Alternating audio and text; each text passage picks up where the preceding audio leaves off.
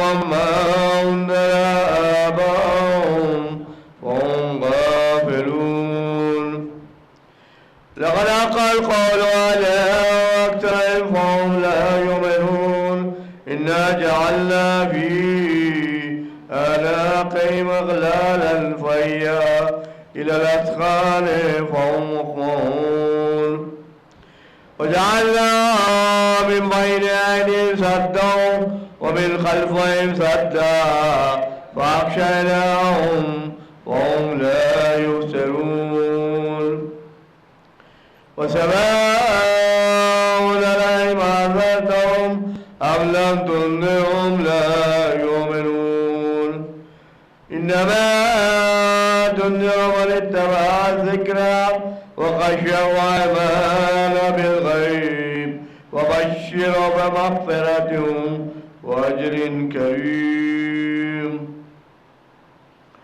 إنا نحن نحيي الموتى ونكتب ما قدموا وآثارهم وكل شيء أحصيناه في إمام مبين اللهم صل على محمد وآل محمد واضرب لهم مثلا أصحاب القرية إذ جاء المرسلون إذا صلى إليهم اثنين فكذبوهما فعززنا بثالث فقالوا إنا إليكم مرسلون قالوا ما أنتم إلا بشر مثلنا وما أنزل الرحمن من شيء إن أنتم إلا تكذبون قالوا ربنا يعلم إنا إليكم لمرسلون وما علينا إلا البلاغ المبين قالوا إنا تطيرنا بكم لئن لم تنتهوا لنرجمنكم ولا يمسنكم منا عذاب أليم قالوا تعالوا معكم إن ذكرتم بل أنتم قوم مسرفون وجاء من أقصى المدينة رجل يسعى قال يا قوم اتبعوا المرسلين اتبعوا من لا يسألكم أجرا وهم مهتدون وعلي العبد الذي فطرني ولا ترجعون أتخذ من دونه آلهة يرجو الرحمن بذر الله تغني عني شفاعتهم شيئا ولا ينقذون إني ذل في ضلال مبين إني آمنت بربكم فاسمعون قيل ادخل الجنة قال يا ليت قومي يعلمون بما غفر لي ربي وجعلني من المكرمين وأنزلنا على قومي من بعدهم من جند من السماء وما كنا منزلين إن كانت إلا ساعة واحدة فإذا هم خامدون يا حسرة على العباد ما يأتي من رسول الله كانوا به يستهزئون ألم يروا كما أهلكنا قبلهم من القرون أنهم إليهم لا يرجعون وإن كل لما جميع لدينا محضرون وآيات لهم الأرض الميتة أحييناها وأخرجنا منها حبا فمنه يأكلون وجعلنا فيها جنات من نخيل وأعناب وفجرنا فيها من العيون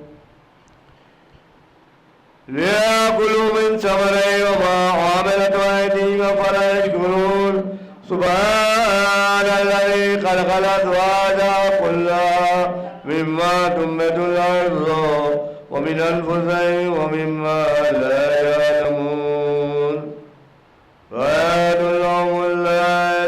نطلق منه النار وإذا هم مظلمون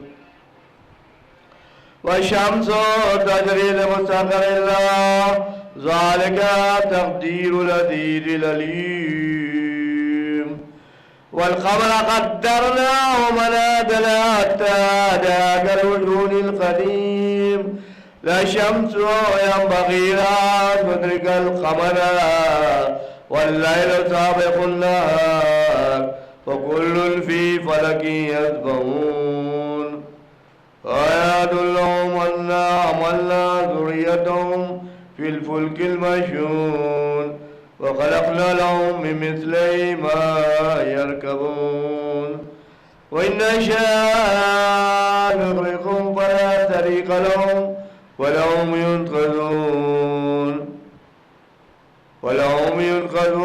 إلا رحمة منا ومتاعا إلى حين وإذا قيل لهم اتقوا ما بين أيديكم وما خلفكم لعلكم ترحمون وما تأتيهم من آية من آيات ربهم إلا كانوا عنها معرضين وإذا قيل لهم انفقوا مما رزقكم الله قال الذين كفروا للذين آمنوا اتقوا والله يشاء الله أتما إن أنتم إلا في ضلال مبين ويقولون متى هذا الوعد إن كنتم صادقين ما ينظرون إلا ساعة واحدة تأخذهم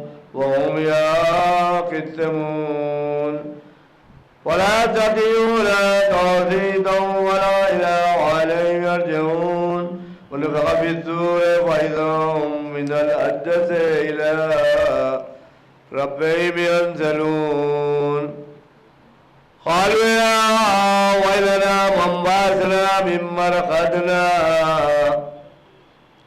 هذا ما وعد الرحمن وصدق المرسلون إن كانت إلا ساعة واحدة فإذا هم جميع لدينا محضرون واليوم لا تظلم نفس شيئا ولا تجزون إلا ما كنتم تعملون إن أصحاب الجنة اليوم في شغل فاكهون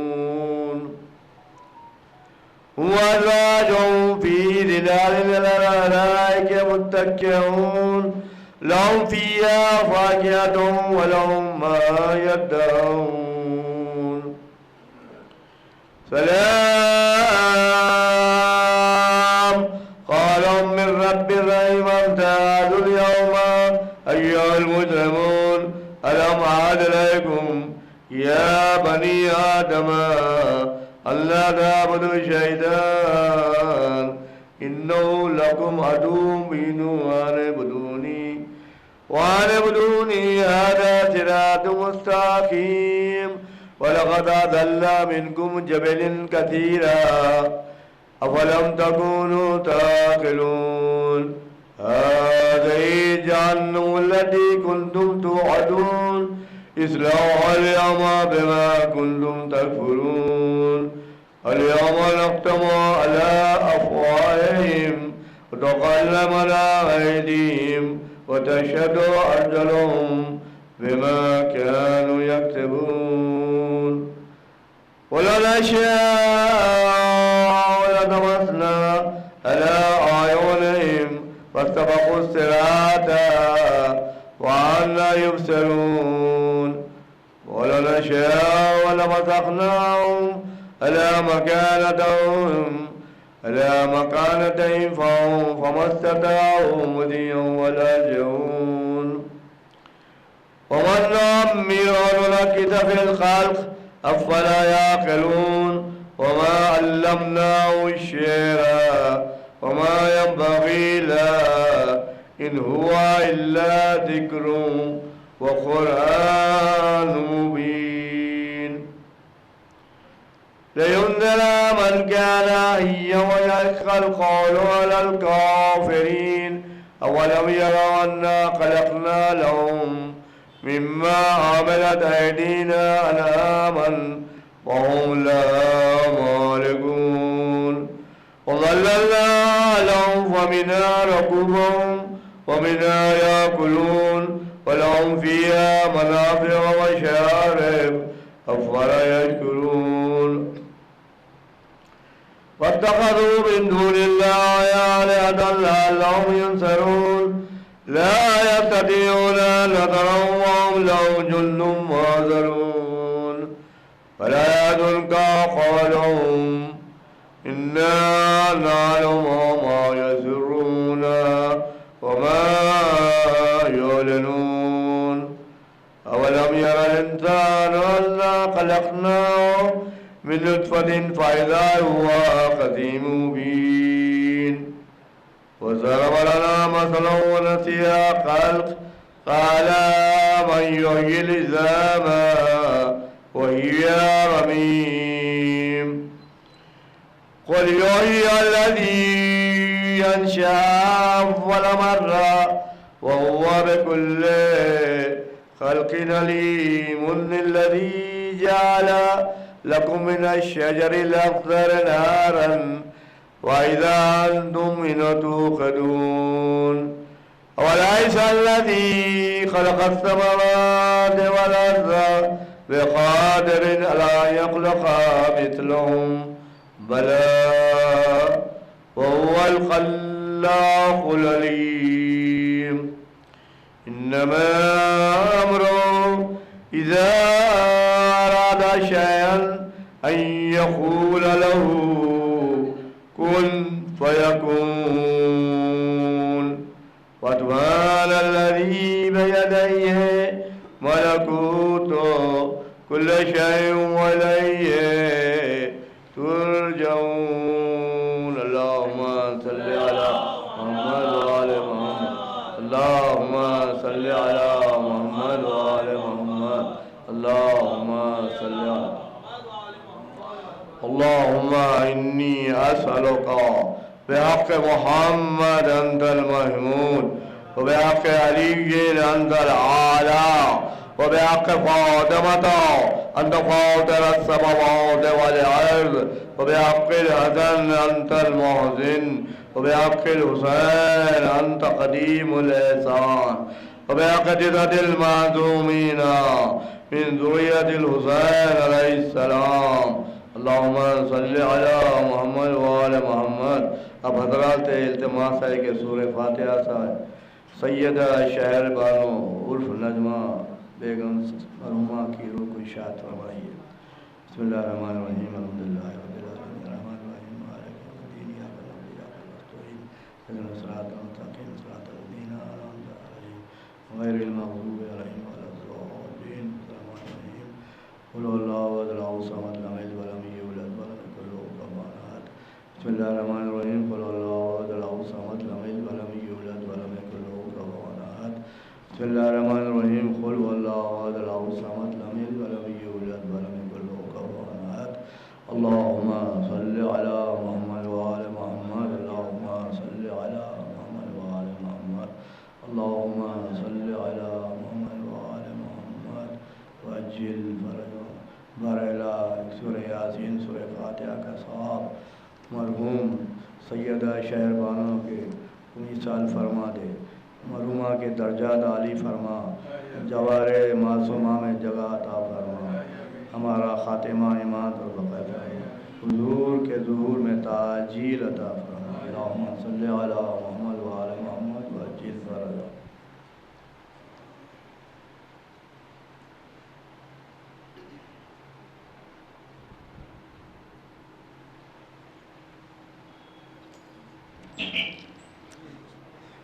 صلوات.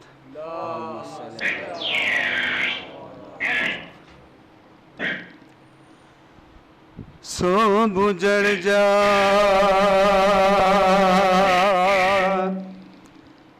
گزہ رکا مکان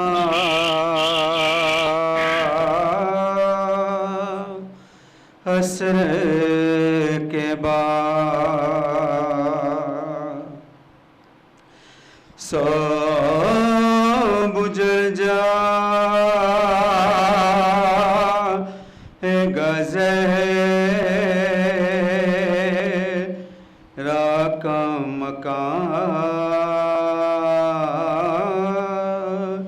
عصر کے بعد ہوگا شبیر کے خیموں میں دھواں عصر کے بعد صبح عاشور تو دے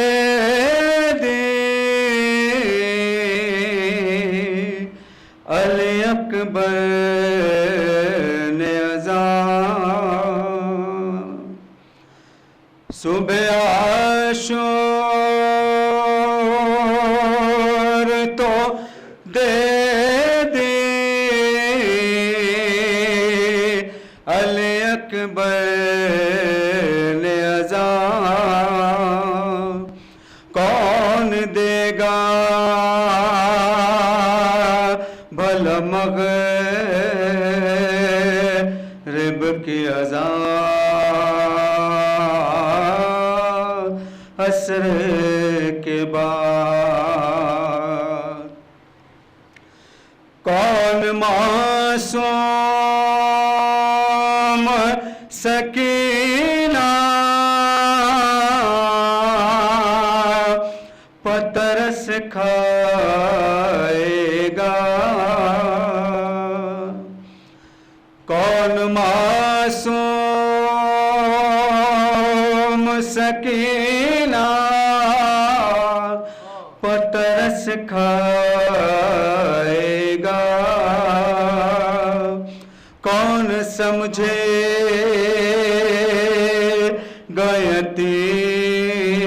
یتیم کی زبان عصر کے بعد اے سکینہ تیرے کانوں سے لہو ٹپکے گا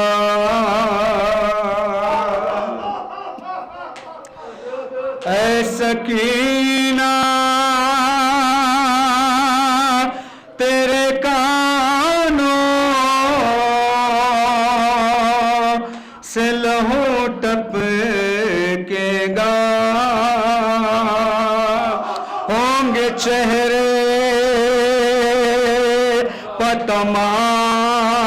پتمام ہوں گے چہرے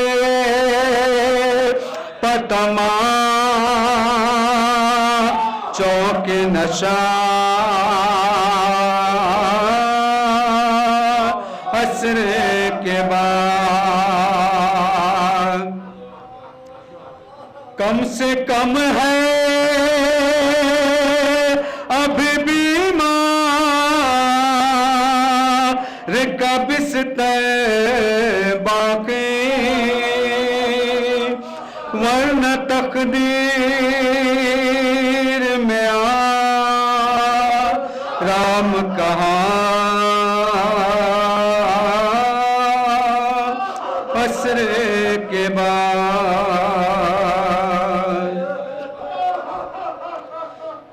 کسی کا قال امید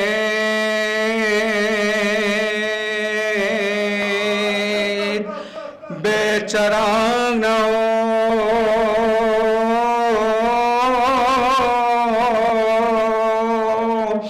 جوان بیٹے کا دل کو پندے کے داغ نہ ہو ہزار باغ لٹے پر قضائے باغ نہ ہو پیسائے کے غم سے پریشان پیسائے کے غم سے پریشان بلا بلا کا شکر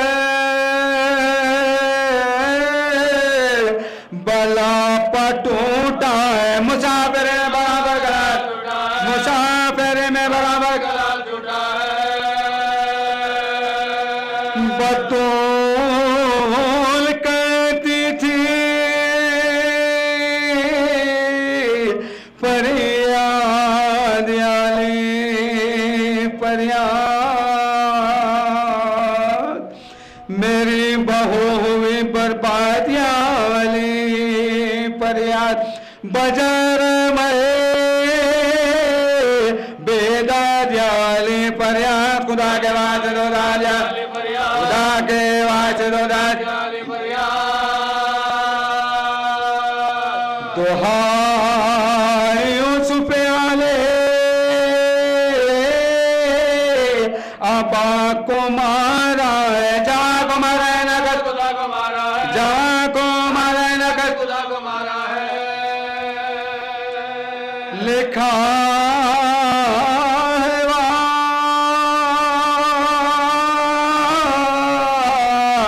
اب بتا کے جو صدائی حسین امام کے چہرے پمدنی چھائے واقعی کے ذریعہ ہے رسول تھرائے روانہ ہو گئے عشقوں کے ساتھ روانہ ہو گئے عشقوں کے ساتھ سوار دوش پیغمبر کی آس ٹوٹ گئی انہوں نے سب رتا میں لگا انہوں نے سب رتا میں لگا پکارتے ہیں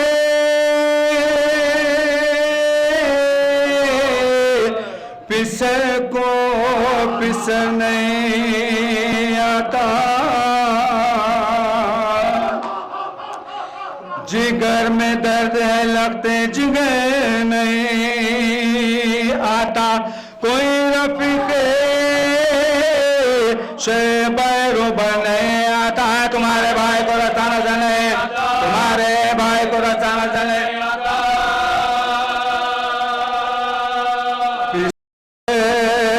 کے غم میں خزادہ میرا ہلاک ہوا بچا بچا گا سب بچا بچا گا سب قدم قدم پا ٹھہرتے تشتش نگلو ہوا میں سونتے تھے اپنے لال کی خوشبو زمین پہ بیٹھ کے گاہے بہاتے تھے آنسو تلاش کر دریا کو تلاش تلاش کر دریا کو تلاش جو کوئی پوچھتا تھا کیا حضور ڈھونڈتے ہیں تو روکے گئے جاؤ منو ڈھونڈتے تو روکے گئے جاؤ منو ڈھونڈتے قریب پہنچو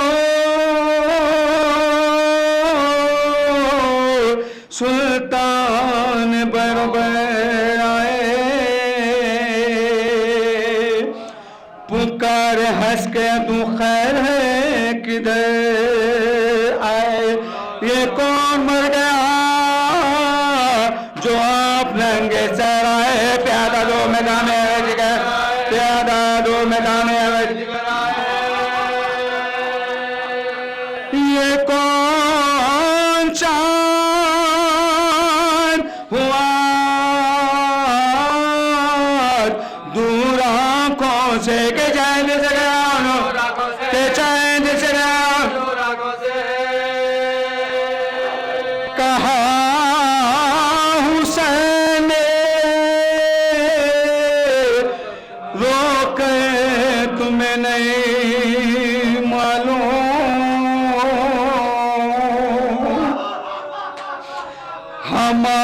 کرم مشر تمہیں نہیں معلوم مٹی شبی ہے پیغمبر تمہیں نہیں معلوم چھوٹا حسین شہر پر تمہیں نہیں چھوٹا حسین شہر پر تمہیں نہیں مولانا کو یہ امام امم سے پوچھتے ہو چوری پہ آگے کرے جاتے ہم سے پوچھتے ہو چوری پہ آگے کرے جاتے ہم سے پوچھتے ہو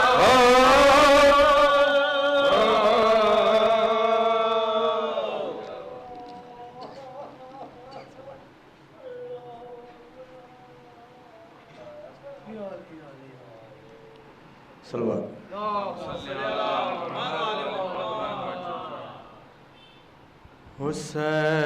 حسین غریب الغریب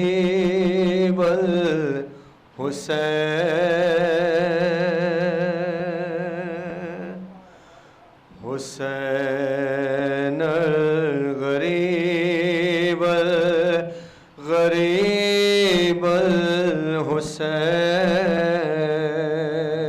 الحسین حسین غریب غریب الحسین حسین شہید شہید الحسین دعائے دعائے خدا را دعائے یہ دشت بلا میں ہے کیسی تباہی بہایا ہے کس نے یہ خون محمد قیامت یہ ڈھائی ہے کس نے لائی جوانوں بزرگوں کو مارا گیا ہے شہیدوں میں شامل ہے ننھا سپاہی کیا جشن برپا یوں اہل حواس نے شہیدوں کی لاشوں پہ ڈنکے بجائے جلا ڈال آل محمد کے خیمے سکینہ کے منہ پر تماچے لگائے جو بیمار تھا اس کا بستر نہ چھوڑا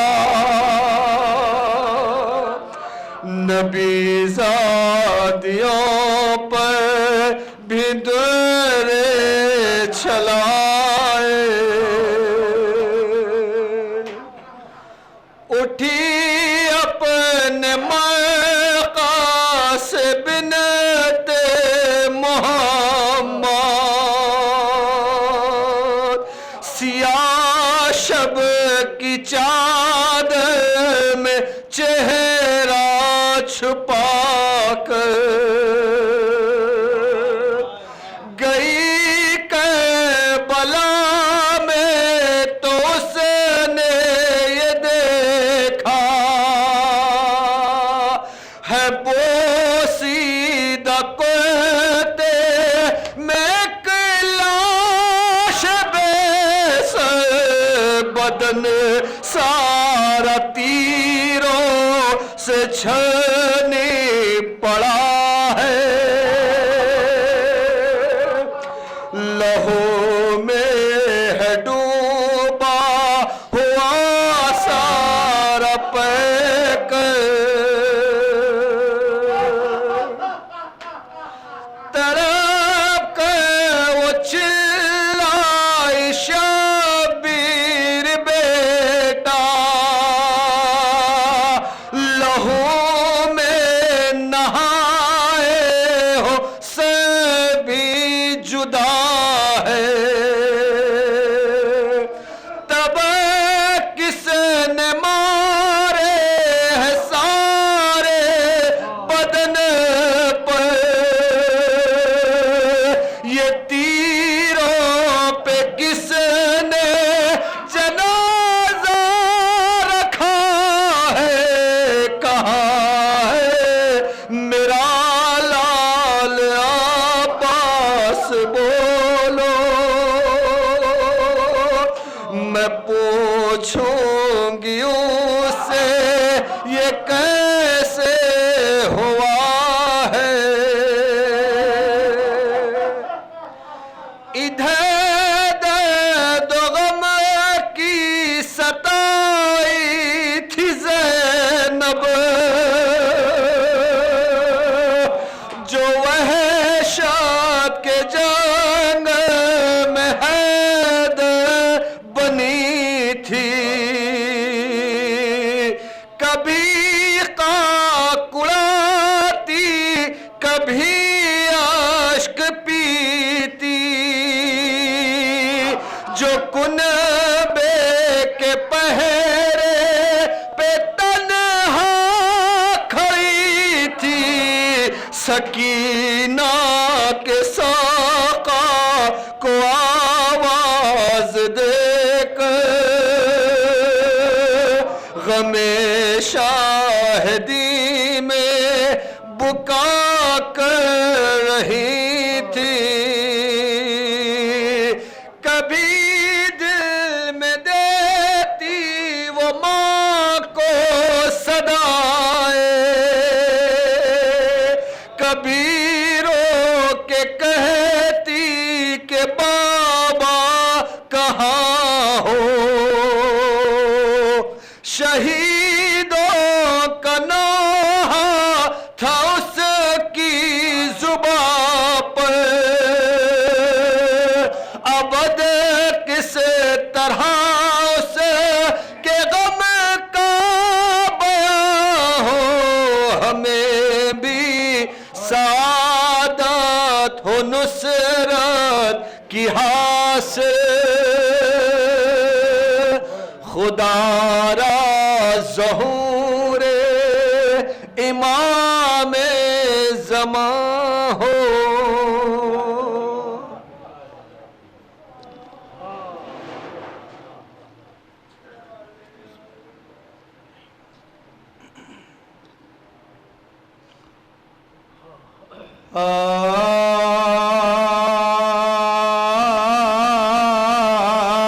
نرغاوا حسین پاک جو فوج شام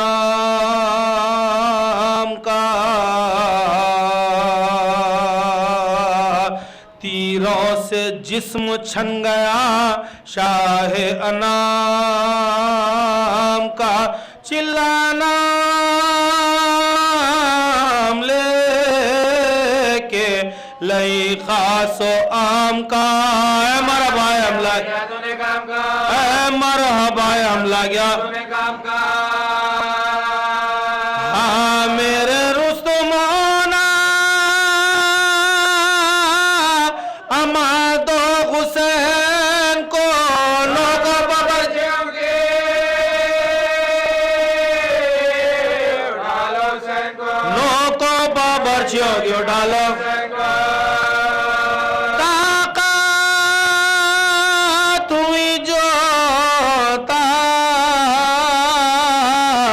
شہدی پناہ کی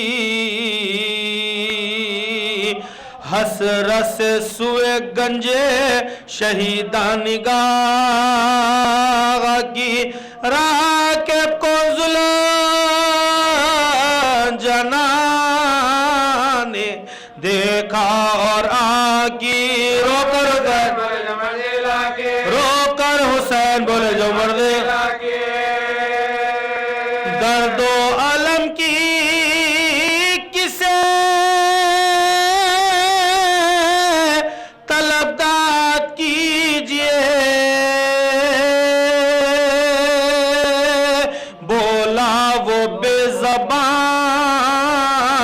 کچھ ارشاد کیجئے شفقت سے غاد گھوڑے کی گردن میں ڈال کر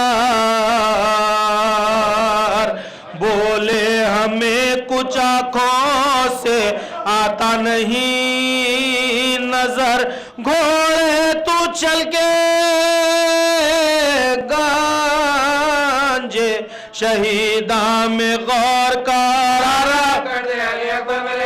آرام کرتے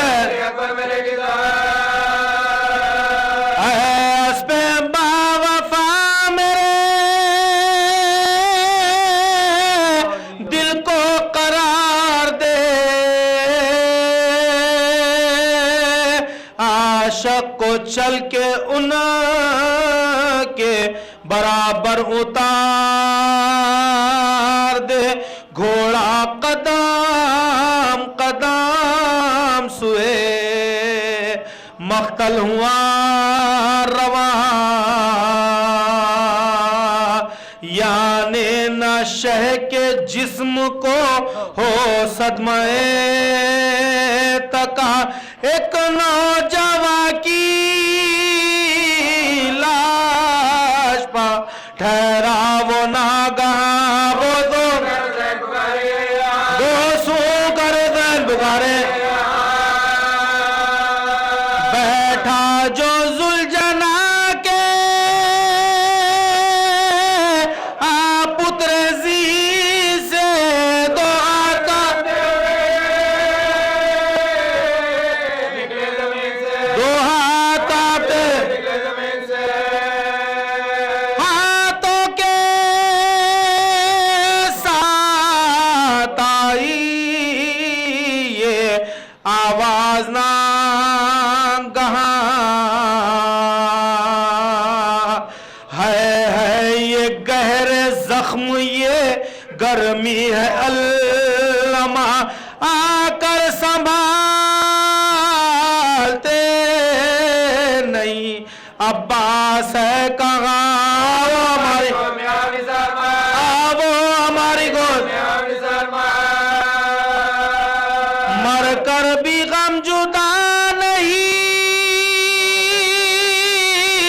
پیارے کے ساتھ ہے واری تیرے پالنے والی کے ہاتھ ہے ان ہاتھوں کا ملا جو سہارا حسین کو گھوڑے نے بے تکار نیزہ دینارے دوڑ کے پھر تورا نظب کیرا پھر تورا نظب کیرا جلتی زمین پا گش گئی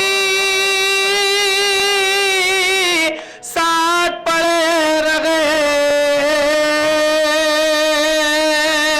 جلاد گرد تیغوں کو کھینچے کھڑے رگے لو مومنوں لرستا گئے اب دشت کربلا لوگ شوا بطول کیا لو شمر دیباگنے کو لوب چھریان نبی بیٹے موینا نکلی مگر اب نکل پڑی موڑا پڑھنی ہو موڈھا پوئے حسینی و زینب نکل پڑے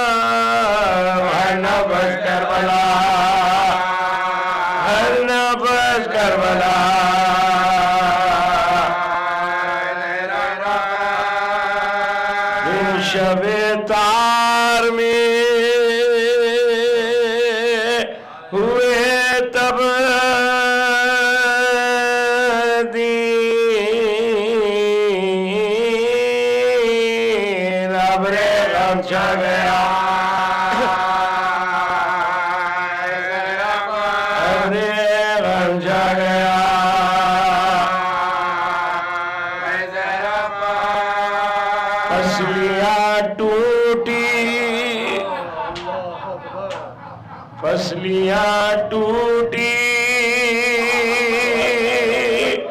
اور غش آیا جلتا جب گرا جلتا جب گرا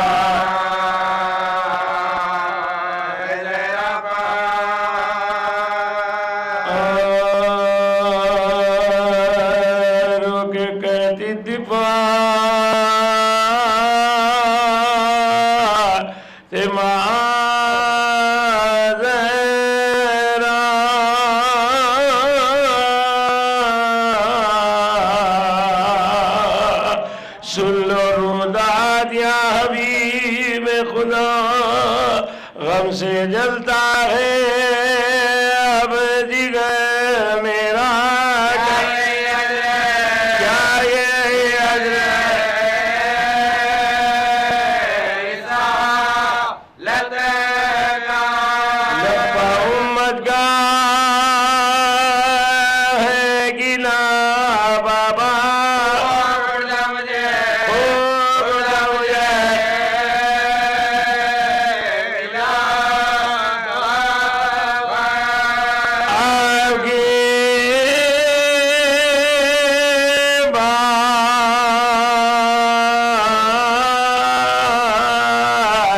مجھ پر ظلم ہوئے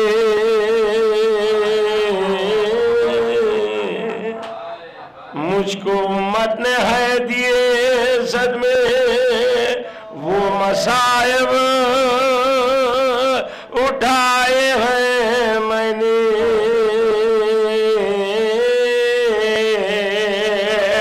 دن پر پڑھتے تو رات ہو جاتی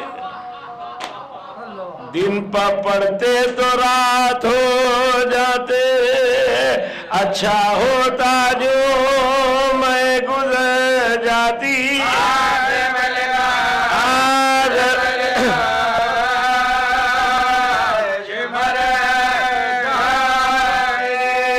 بے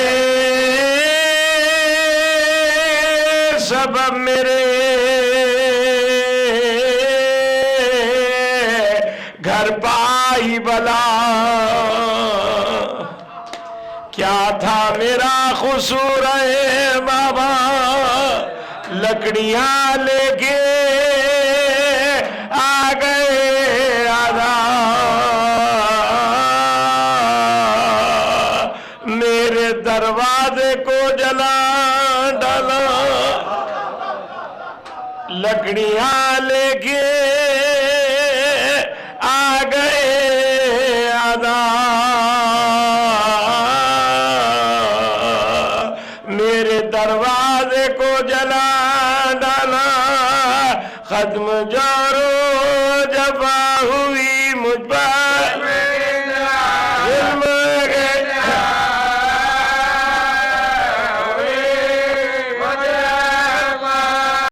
جلتا دروازہ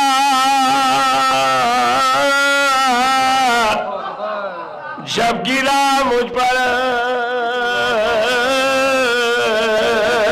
کھڑی دیوار سے تھی میں لکر، رحم کھایا نا مجھ پر بانی شر،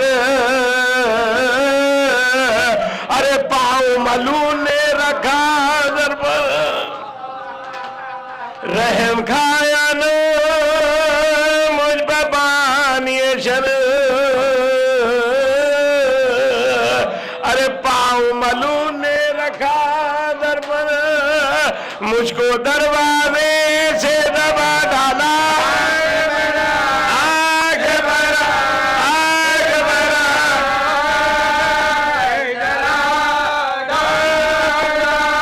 ضرب میرے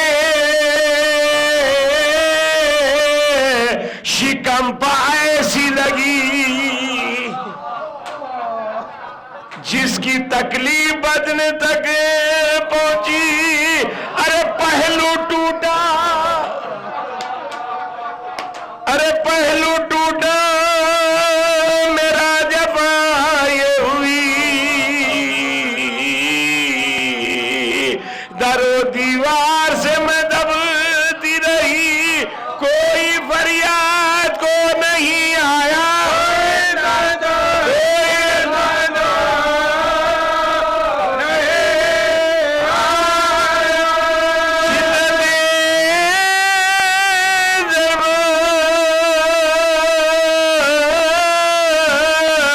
سے ہوئی درد میرے شکم میں ہونے لگا، میں ادھر تڑپی وہ ادھر تڑپا، ارے مر گیا بدن میں میرا، میں ادھر تڑپی وہ ادھر تڑپا، مر گیا بدن میں، مر گیا بدن میں، مر گیا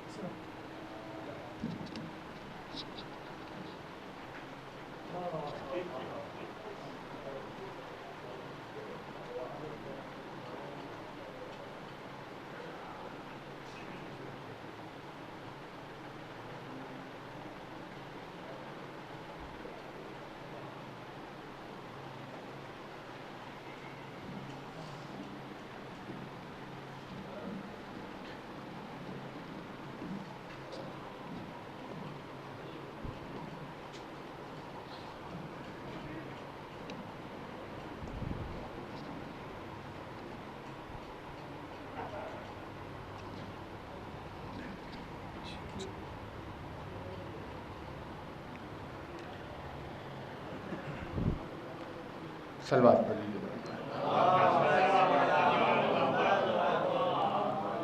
ایک بلند ترین صلوات اور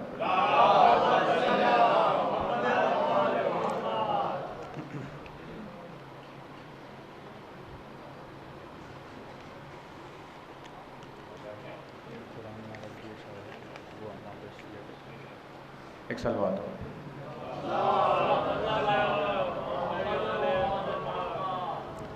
خدمت میں آپ کی التماس ہے کہ ایک سورہ فاتحہ پڑھ دے. سیدہ شہر بانو مرحومہ اور تمام مرحوم مومنین اور مومنات کی ارواح کے لیے.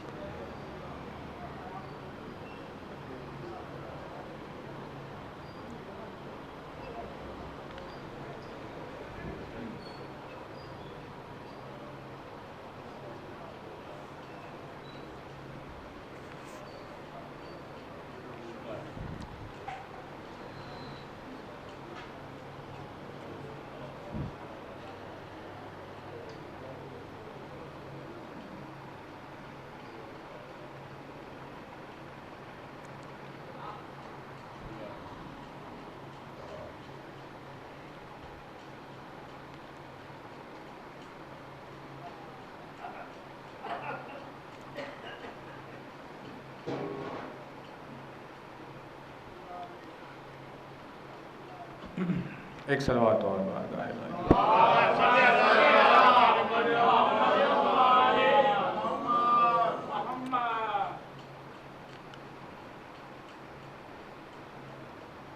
اس مجلس کے لیے ذہن میں دو مضامین چل رہے ہیں، لیکن کیونکہ آپ کو تاخیر نہ ہو جائے اس لیے یہ طے کیا کہ ایک مضمون کا آدھا حصہ آج کی اس مجلس میں آپ کی خدمت میں عرض کرے، اور پھر جو رہ جائے گا وہ کل کی مجلس میں انشاءاللہ پورا کر دیں گے۔ تو ایک آیت آپ کی خدمت میں آج کی اس مجلس میں رکھتے ہوئے ذکر تمام کریں۔ توجہات کے لیے مومنین ایک بلند ترین صلوات اور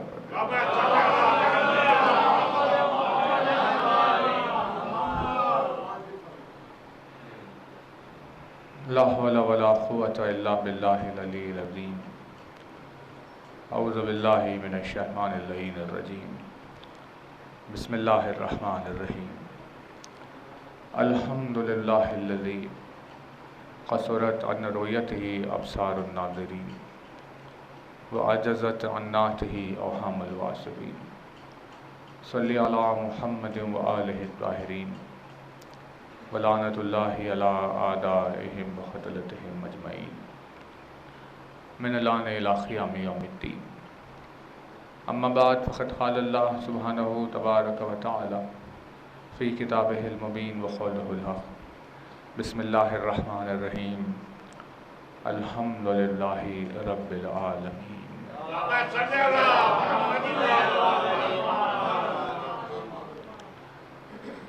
فرمایا صاحب اعظم الدرجات الفاظ نے، فرمایا مالک معجز نما انداز نے، فرمایا مولا کائنات امیر المومنین حضرت علی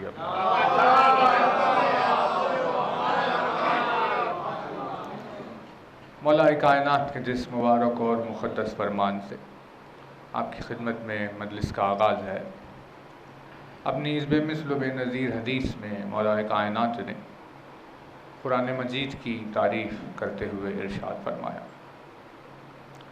اور وہ موقع اس قرآن کے لیے معراج سے کم نہیں تھا کہ جس وقت قرآن ناطق قرآن صامت کی تعریف کر رہا ہو۔ مولا نے اپنے چاہنے والوں کو قرآن مجید پڑھنے کی دلچسپی پیدا کرنے کی خاطر اس کی ایک خاصیت بیان فرمائی۔ خطبے میں آہستہ آہستہ بہت ساری خاصیتیں مولا نے بیان فرمائی، جن میں سے ایک یہ ہے جو آپ کی خدمت میں عرض کر رہا ہوں۔ ارشاد فرماتے ہیں کہ قرآن مجید ایک ایسی کتاب ہے جس میں اللہ نے گزشتہ امتوں کے کچھ واقعات بیان کیے،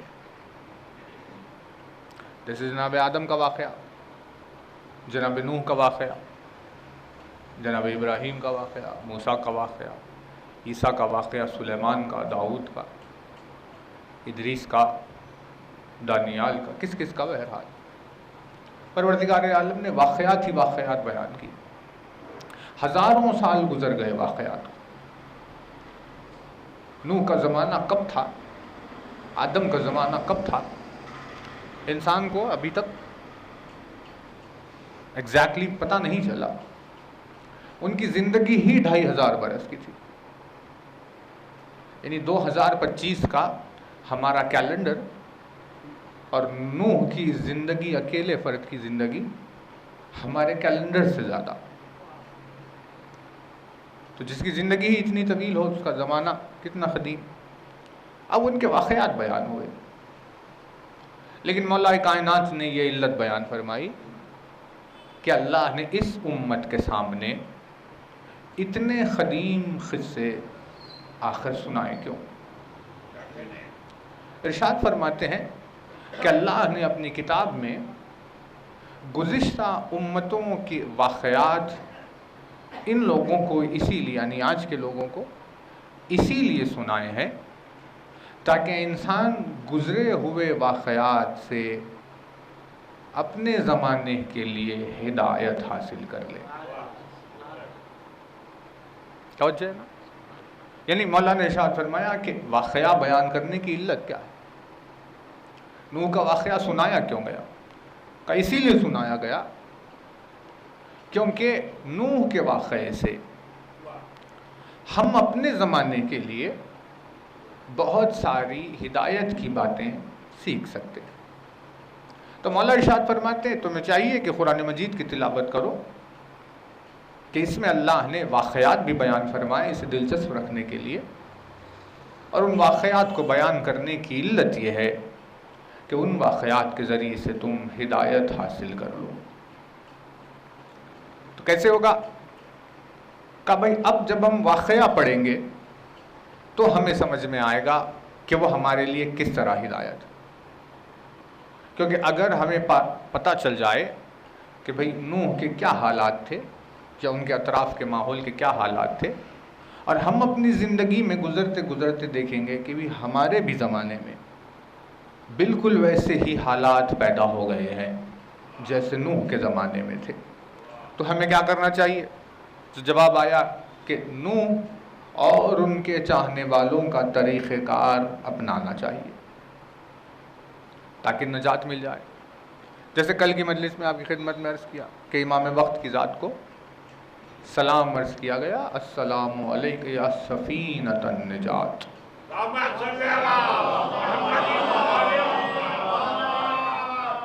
का मेरा सलाम उस हस्ती के ऊपर जो नजात का सफ़ीना है। तो सफ़ीना नजात हमारे वक्त के इमाम के अलक़ाब में से एक लक़ब है, लेकिन अगर आप सफ़ीना नजात को देखें तो सफ़ीना नजात नूह के ज़माने की कश्ती का नाम है। तो इतनी क़दीम कश्ती, अब वो लक़ब मिला इमाम वक्त को। कहा भाई अब इससे हम हमारे ज़माने में फ़ैसला कैसे करें? कहा नूह के ज़माने में सिर्फ वही बचा, सिर्फ वही कामयाब हुआ जो कश्ती में सवार हुआ था। तो आज इस ज़माने में सिर्फ वही कामयाब होगा जो इमाम वक्त के दामन को थामा हुआ रहेगा। यानी अल्लाह इतना शदीद है इस मामले में कि उसने कश्ती में सवार नहीं होने के जुर्म में नूह के बेटे तक को नहीं छोड़ा। हालांकि नबी खुदा का बेटा है, और जब वो डूब रहा था तो नूह फरियाद कर रहे थे कि परवरदिगार मेरा बेटा है, डूब रहा है। तो अल्लाह ने कहा कि वो तुम्हारा बेटा नहीं है, तुम्हारी अहलियत नहीं रखता। क्यों? देखिए फैसला कर दिया कुरान। अगर बाप के मिजाज से जुदा बेटे का मिजाज है तो अल्लाह के नज़दीक वो उसकी औलाद शुमार नहीं किया जाएगा। तवज्जो है ना? यानी इख्तिलाफ मिजाज का मतलब ये नहीं कि भाई ज़माने से हम तोलने लगे कि पहले के दौर में लोग फ़ोन इस्तेमाल नहीं करते थे, आज फ़ोन इस्तेमाल कर रहे हैं लिहाजा मिजाज, ऐसा नहीं। किसी मकसद को लेकर जब मिजाज में इख्तिलाफ, किसी जड़, किसी असल को, किसी मकसद को लेकर जब मिजाज में तब्दीली हो जाती है तो अल्लाह के नज़दीक वो अहल शुमार नहीं किया जाता। जैसे उसने नूह के लिए कहा कि वो तुम्हारा अहल नहीं है। यानी बेटे को उस मकसद की पासदारी करनी होगी जो बाप की निगाहों में बड़ा मकसद है। भाई अब एग्जाम्पल ले लीजिए कोई भी चीज़ का, बाप के नज़दीक अब मजलिस का एक एहतराम है, तो अगर अब बेटे के नज़दीक मजलिस का एहतराम नहीं है तो अल्लाह के नज़दीक वो उसका अहल नहीं है, क्योंकि वो उस मकसद का ख्याल नहीं रख रहा जो बाप की निगाहों में इतना अजीज़ था। तो हक़ानियत के मक़ासिद को अगर तबीयत के इख्तिलाफ की वजह से छोड़ दिया जाए तो अहलियत से बाहर हो जाएंगे। अल्लाह ने फैसला कर दिया। तो इसी तरह फैसले होते हैं। जब रसूल अकरम ने इरशाद फरमाया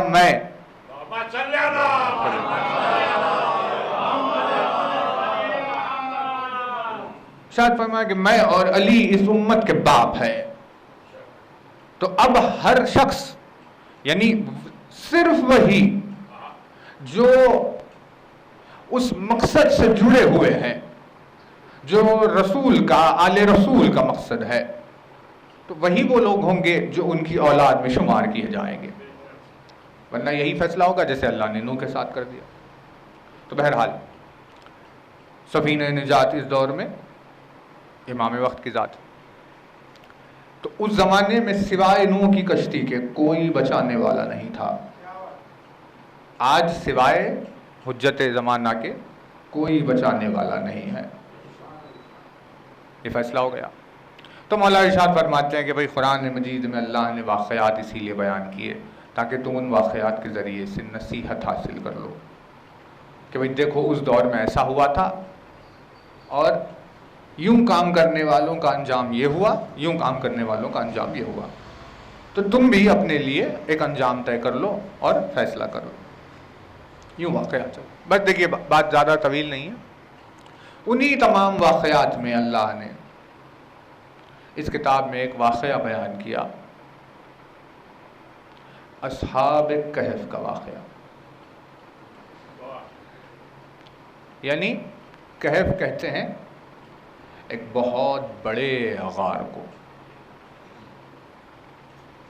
جس میں کچھ لوگ جا کر سو گئے تھے. ان لوگوں کا واقعہ اللہ نے ہمارے لیے بیان کیا. تو اب کوئی تو مقصد ہے کہ وہ واقعہ ہمارے سامنے کیوں بیان کیا. تو دیکھیے خیر انشاءاللہ آیت پھر کل کبھی یا پھر کسی اور مجلس میں. لیکن اس سورت کی ایک آیت کی تلاوت نوک نیزہ پر سر حسین کر رہا تھا. جب کربلا سے قافلہ چلا کوفے کو، کوفے سے شام کو، تو کچھ مقامات پر سر حسین نے نوک نیزہ پر سورہ کہف کی آیت کی تلاوت کی. بس زبان حسین پر اس سورے کی آیت کا آنا تھا. اس سورے کا مقام ہی انفرادی ہو گیا، اس کی شان و شوکت ہی تبدیل ہو گئی. کون سی ہے وہ آیت؟ اس میں ارشاد فرمایا پروردگار عالم نے جس کی تلاوت ہوئی، ام حسبت ان اصحاب الکہف والرقیم کانوا من آیاتنا عجبا. کیا تم یہ گمان کر رہے ہو کہ غار اور لوح والوں کا واقعہ ہماری نشانیوں میں سے عجیب ہے؟ سوال یہ آیت ہے. کیا تمہیں یہ لگتا ہے کہ اصحاب کہف کا قصہ ہماری آیتوں میں سے کوئی عجیب آیت ہے، کوئی عجیب بات ہے؟ یہ آیت ہے اور اس کی تلاوت حسین کر رہے. تو دیکھیے اب اس آیت کو سمجھنے کے لیے جو لفظ ہمیں بہت زیادہ درکار ہے سمجھنا وہ ہے آیت کا آخری لفظ عجبا. عجب کسے کہتے ہیں؟ روٹ ہے عین جیم بے، عجب. اس سے لفظ بنا عجیب، اسی سے لفظ بنا تعجب، اسی سے لفظ بنا متعجب، اسی سے لفظ بنا عجائب. ایک چیز عجیب ہو اگر یعنی ایک چیز ہو الگ تو اسے عجیب کہتے ہیں، بہت ساری ایسی چیزیں ہوں تو عجائب کہتے ہیں. اور مظہر العجائب اسے کہتے ہیں جس کی ذات سے عجائبات ہی ظاہر ہوتے رہتے ہیں. تو کس لفظ کو کہتے ہیں؟ بہت توجہ رہے. عجیب یعنی عجب جو ہے عین جیم بے، ہر اس بات کو کہتے ہیں جو عقل میں نہیں آتی. اگر کوئی چیز عقل میں نہ آئے تو اسے عجب کہتے ہیں. ہے نا توجہ؟ اب عقل میں نہیں آنے کی علتیں الگ الگ. بھائی توجہ رہے، کیا علت ہے؟ ایک چیز جو ہے ہی خلاف عقل، یعنی عقل اس کا ساتھ نہیں دیتی، ہے ہی خلاف عقل. جیسے مثال کے طور شیر کے سامنے گھاس رکھ دینا، یہ آپ کو پتا ہے کہ بھائی شیر گھاس نہیں کھاتا، تو اس کو گھاس کھلانے کی کوشش کرنا عقل کے خلاف ہے.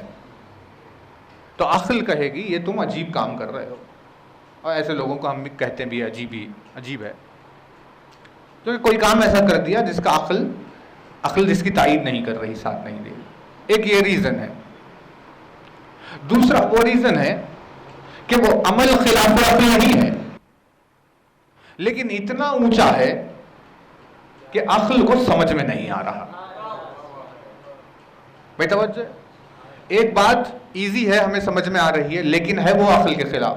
جیسے شیر کو گھاس کھلانے کی کوشش کرنا عجیب ہے، لیکن ایک چیز ہے جو عقل کے خلاف نہیں ہے، لیکن اتنی بلند، اتنی کمپلیکس ہے کہ عقل کو سمجھ میں نہیں آیا یہ کیسے ہوا، تو اسے بھی عجیب کہتے ہیں. جیسے مثال کے طور پر یہاں سے اگر آپ کو بنگلور بامبے جانا ہو تو کہا جاتا ہے کہ بھائی 1 گھنٹے کا فلائٹ سے آپ کو 1 گھنٹے کا سفر ہوگا، 1 دن کا آپ کو ٹرین سے سفر ہوگا، 1 دن جانے کو لگے گا، 1 دن آنے کو لگے گا. تو عقل کہے گی ہاں بھائی ایسے ہی ہے. لیکن اگر کوئی ایسا مل جائے کہ آپ پلک جھپک رہے تھے کہ وہ جا کر آ گیا، تو اب یہ بات خلاف عقل نہیں تھی، لیکن کیونکہ عقل کو سمجھ میں نہیں آیا کیا ہوا، اسی لیے اسے بھی عجیب کہتے ہیں. جیسے کہ آصف برخیاء نے پلک جھپکنے کی دیر میں تخت بلخیس کو اٹھا کر لے کر آ گئے. یعنی وہ ملک سبا اور یہ یہاں پر مڈل ایسٹ کے، جیسے ہمارے پاس بنگلور اور حیدرآباد کا فاصلہ ہے، ویسا ہی ان لوگوں میں بھی فاصلہ ڈسٹنس تھا. اتنی دور جا کر ایک بہت بڑا تخت ملکہ کا اٹھا کر لے کر آ گئے، اور سلیمان نے پلک نہیں جھپکی. کب یہ کیا ہوا؟ اس واقعے کو، اس بات کو لوگوں نے کہا عجیب. توجہ ہے نا؟ یعنی دو عجیب کب کہا جائے گا؟ جب عقل سے باہر ہو. عقل سے باہر ہونے کی 2 کیفیتیں، ایک یہ ہے کہ بھائی وہ ہے ہی عقل کے خلاف، کام ہی دیوانہ ہے، کہ عقل کہے گی یہ غلط ہے، اسی لیے اسے بھی عجیب کہیں. اور دوسرا وہ ہے کہ عقل سمجھنے کی کوشش کر رہی ہے کہ کیا ہوا، لیکن عقل کو سمجھ میں نہیں آیا، اسی لیے عجیب ہے نا؟ توجہ. اب جب تمام صاحبان عقل، بہت توجہ رہے، یعنی نادان لوگ، دیوانے لوگ اور کم عقل لوگ ایسے نہیں، بلکہ بہت سارے صاحبان عقل و فہم، بہت سارے عقل رکھنے والے لوگ، سمجھدار لوگ، بوزر کی طرح، سلمان کی طرح، میسم کی طرح، مغداد کی طرح اور ترما کی طرح، ایسے مولا کے چاہنے والے، ان سب کی طرح ایسے صاحبان عقل نے اپنی عقلوں کو جوڑ کر، غور سے دیکھ کر 1000 کوششیں کی کہ علی کو سمجھ لیں، لیکن اتنے بڑے عقل مندوں کی عقلوں میں وہ سمجھ میں نہیں آیا. اس کے اعمال اتنے عقل سے بلند تھے کہ مشہور زمانہ ہو گیا کہ علی ہے مظہر العجائب.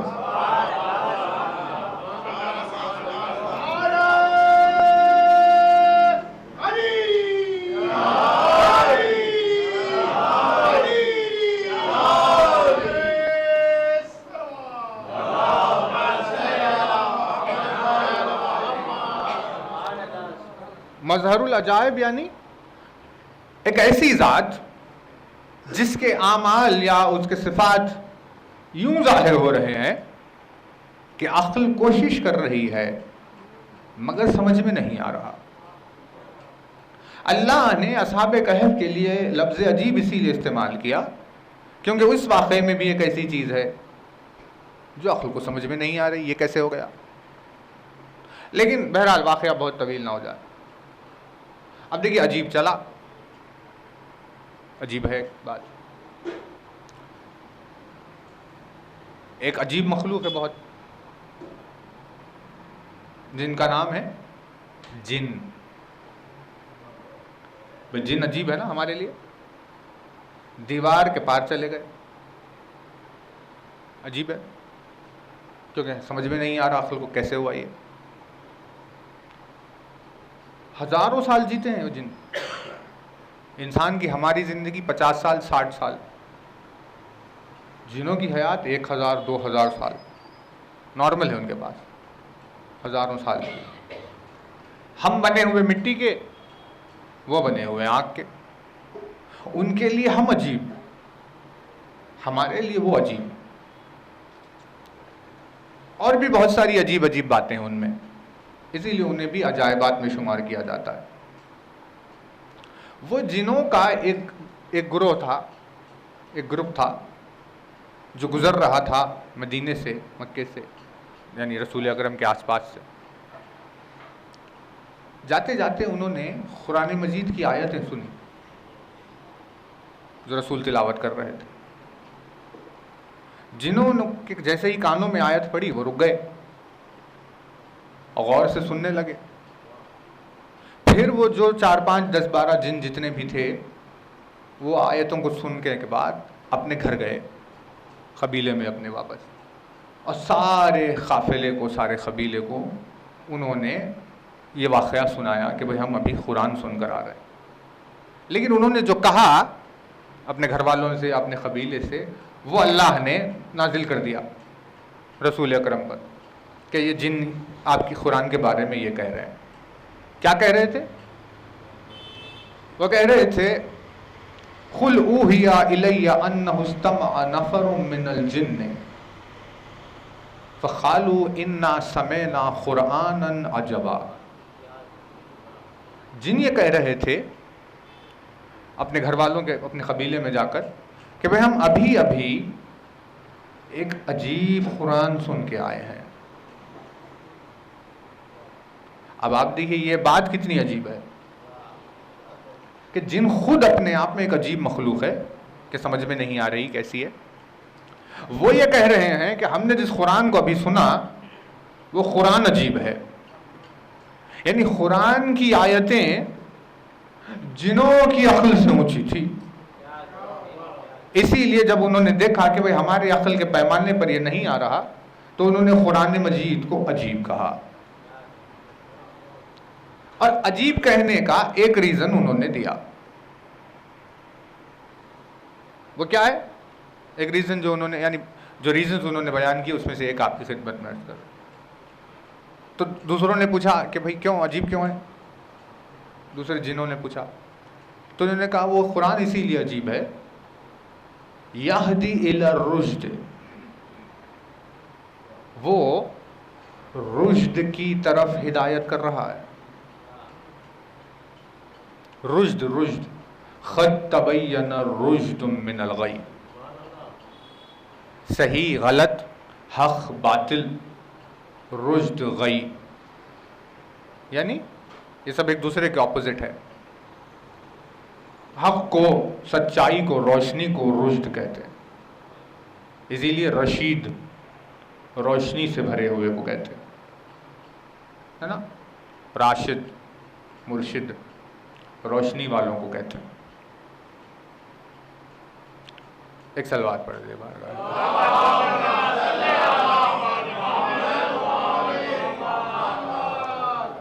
انہوں نے جا کر کہا کہ بھئی ہم قرآن سن کر آئے وہ عجیب ہے. تو دوسرے جنہوں نے پوچھا بھئی عجیب کیوں ہے؟ تو یہ جو آئے تھے جن، انہوں نے کہا کہ وہ اسی لیے عجیب ہے کیونکہ ہدایت کر رہا ہے رشد کی طرف. سبحان اللہ سبحان اللہ. یعنی خود قرآن مجید رشد ہے لیکن ہدایت کر رہا ہے رشد کی طرف. تو خود رشد ہوتے ہوئے رشد کی طرف کیسے ہدایت کر رہا ہے؟ بالکل ویسے ہی جیسے خود قرآن ہوتے ہوئے قرآن کی طرف ہدایت کر رہا ہے.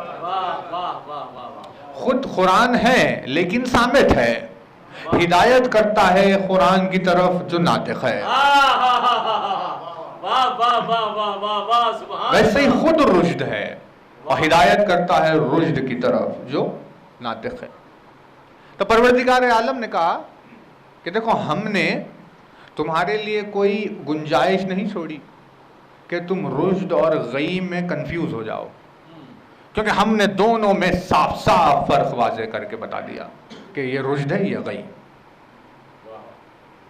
تو نتیجے میں کیا ہوگا؟ اب رشد اور غی واضح ہو گئے.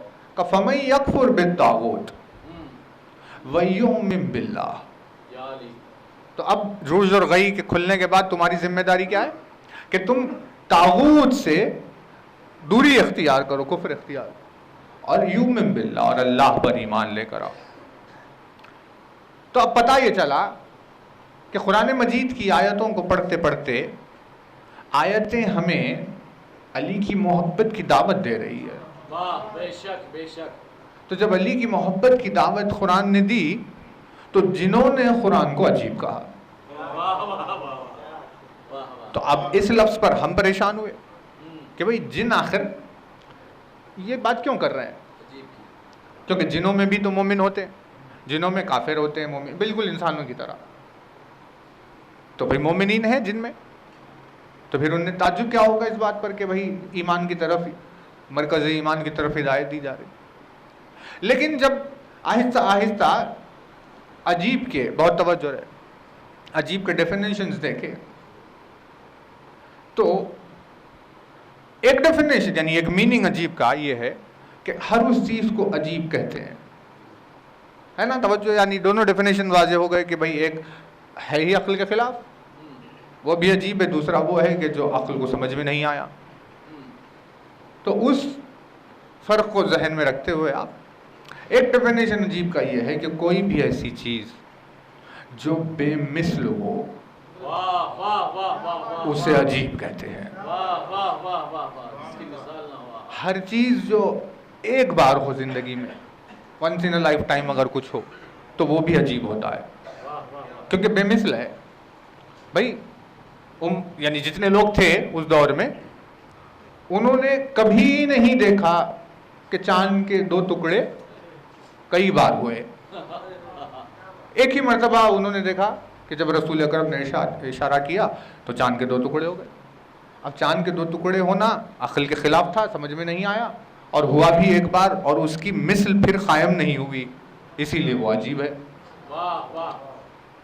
مولا نے جب سورج کو پلٹا دیا تو عقل کو سمجھ میں نہیں آیا، اور ہوا بھی ایک بار، یعنی 7 بار کی روایتیں، لیکن ہوا ایک ہی ذات سے کہ بھئی ایک ہی ہاتھ کے اشارے کے اوپر وہ پلٹا، تو مثل نہیں ملی دنیا کو اس وقت، اسی لیے وہ عجیب ہو گیا.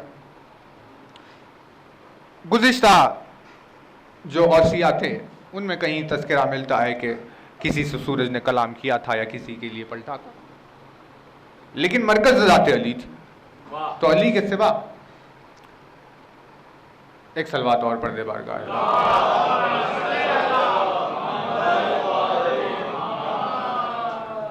ایک سلوار پڑھ دے، ایک آئیے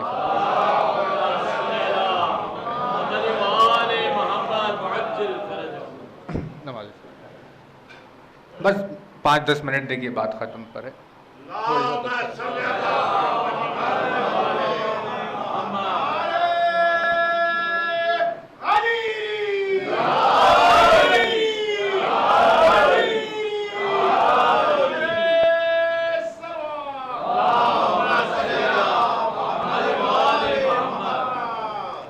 تو اب بات سمجھ میں آئی کہ بھائی ہمیں ملے نہیں ایسے واقعات.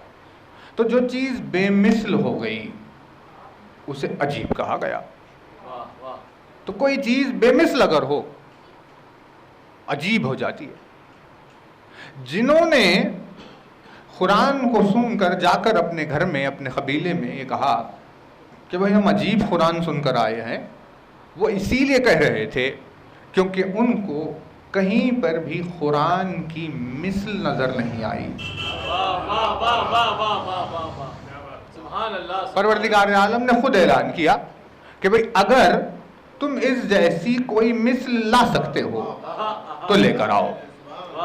یعنی تمام انسان اور جن اگر مل کر بیٹھ جائے تو ایک آیت ایسی نہیں لا سکتے جیسی ہم نے نازل کی ہے. یعنی آپ دیکھیے اب بے مثل ہو گیا قرآن، یعنی اب کوئی اس کی طرح دوسرا نہیں لے کر آ سکتا. اور اللہ نے کہا بھائی ایک سورت، ایک آیت، یعنی پورا قرآن بھی نہیں، کم از کم ایک ہی آیت لے کر آؤ، اتنی مختصر ہی صحیح کہ انا اعطیناک الکوثر.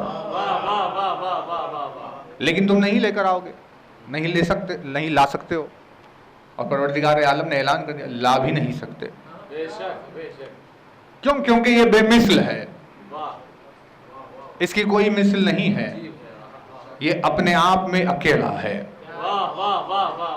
تو جب قرآن مجید کی ایک آیت کی مثل نہیں آ سکتی، تو جب سامت کی مثل نہیں آ سکتی تو ناطق کے کسی ایک عمل کی کیا مثل آئے گی؟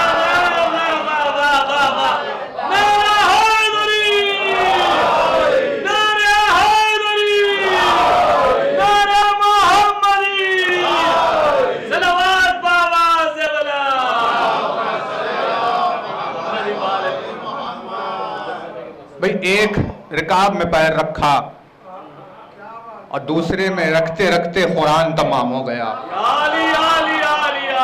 مثل نظر نہیں آئی ایسا کسی اور نے کیا ہو. در خیبر کو 2 انگلیوں سے اکھاڑ لیا، مثل نظر نہیں آئی. مولود کعبہ کوئی اور ہو جائے، مثل نظر نہیں آئی. کسی کے لیے آسمان سے تلوار آئے، مثل نظر نہیں آئی. جیسے اپنے دوش پہ بلند کر کے رسول اکرم مولا کہے، مثل نظر نہیں آئی.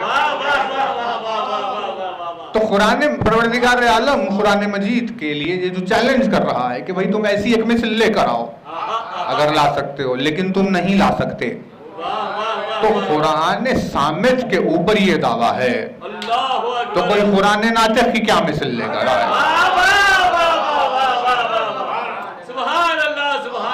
ایک عمل کی مثل نہیں ہے، جیسے ایک آیت کی مثل نہیں. تو اب بے مثل ہونے کی وجہ سے، یعنی راغب نے، فیروز اللغات وغیرہ نے، بہت ساروں نے عجیب کی تعریف لکھی کہ بھئی عجب کہتے ہیں اس کو جو بے مثل ہو. اب جن اتنی عجیب مخلوق تھی خود، لیکن انہوں نے اپنے قبیلے میں جا کر کہا، لوگ پریشان تھے جنوں کو دیکھ کر کہ بھئی یہ کتنی عجیب مخلوق ہے، لیکن وہ لوگ جا کر کہہ رہے تھے ہم عجیب قرآن سن کر آئے. بھائی کیوں عجیب کیوں ہے؟ عجیب تو تم ہو، دیوار کے آر پار چلے گئے، آگ کے بنے ہوئے ہو، ہزاروں سال زندہ رہتے ہو، تیزی سے کہیں بھی چلے جاتے ہو. یعنی ایک لمحہ ہندوستان میں تو دوسرا لمحہ پاکستان میں، پوری دنیا پر تفریح کرتے ہو، سیر کرتے ہو. اللہ نے تمہیں آنکھ سے بنایا، ایک عجیب مخلوق تو تم ہو. تمہاری باتیں عجیب، تم عجیب، قبیلہ عجیب سا، قرآن کیسے عجیب؟ تو جنہوں نے جو قرآن کو عجیب کہا وہ اسی لیے کیونکہ انہوں نے قرآن کی مثل نہیں دیکھی. بھائی دیکھیں نتیجہ ہے. تو دوسرے انہوں نے، ان کے گھر والوں نے جنہوں نے پوچھا کہ بھائی کیا تھا اس میں اتنا عجیب، آخر تم سن کر آئے ہو قرآن تو ہمیں بھی بتاؤ آخر اتنا عجیب تمہیں کیوں لگ رہا ہے کہ تم اسے عجیب کرو. تو انہوں نے کہا وہ عجیب ہے اسی لیے کیونکہ وہ رشد کی طرف ہدایت کر رہا ہے. رشد کی طرف ہدایت، یعنی آیت پڑھو کوئی بھی آیت، چاہے وہ چھوٹی سی آیت مدہام متان ہی کیوں نہ پڑھو، لیکن وہ لے کر جائے گی علی تک.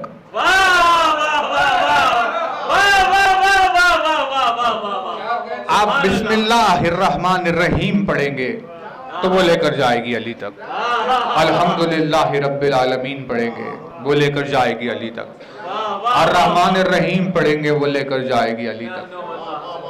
آپ پڑھیں گے قل هو اللہ احد وہ لے کر جائے گی علی تک. آپ پڑھیں گے اللہ الصمد وہ لے کر جائے گی علی تک.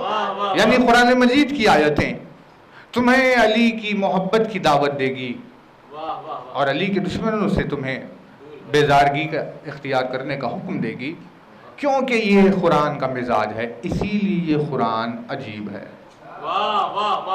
میں دیکھیں اب بات ختم ہو گئی.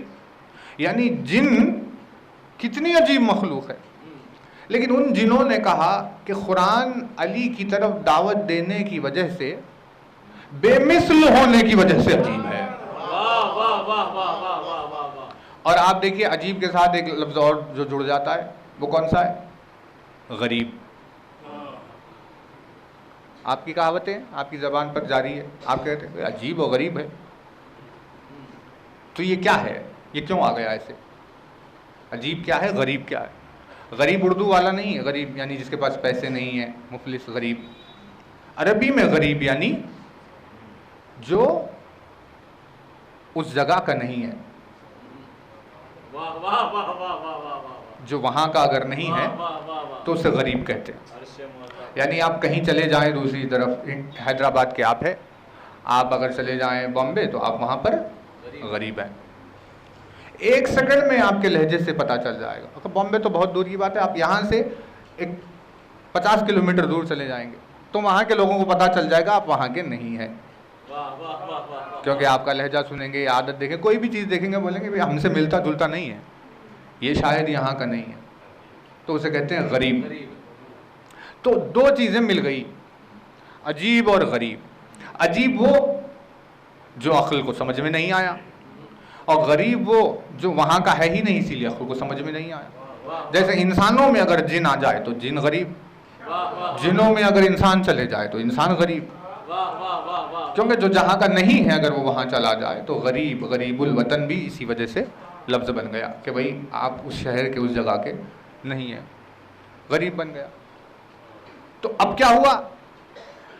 عجیب و غریب سب سے زیادہ یہ الفاظ علی کے چاہنے والوں کے لیے استعمال ہوا۔ دنیا والوں نے آسمان کو اتنا عجیب نہیں کہا، چاند سورج ستاروں کو اتنا عجیب نہیں کہا، دنیا والوں نے کسی کو بھی اتنے بار عجیب نہیں کہا جتنے بار علی کے چاہنے والوں کو عجیب کہا۔ بھئی دشمنی ہو گئی عجیب کہتے کہتے، بس میں رسول میں کوئی بھی بیٹھے ہوئے ہو یا پھر کبھی بیٹھے ہوئے رہے ہو، اور اگر سلمان کا گزر ہو جائے تو سلمان کو دیکھ کر کے یہ دیکھو عجیب،